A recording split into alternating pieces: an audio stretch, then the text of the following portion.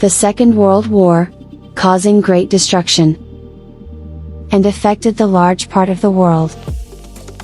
That is why an organization was established in order to prevent a war. The UNO is a meeting point where members of all countries talk each other. The most important topic in UN is peace and security, human rights, and sustainable development.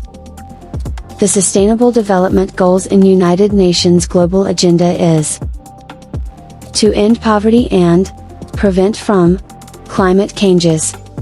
There are 17 goals and 169 targets in agenda.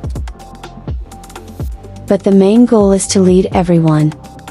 In United Nations, all countries have equal rights and to have followed the UN Charter. Security Council consisting of 15 members maintains peace and security between nations. United Nations is perfectly working and maintaining different things in the world with the help of member countries. Countries should work with UN and have to protect our world.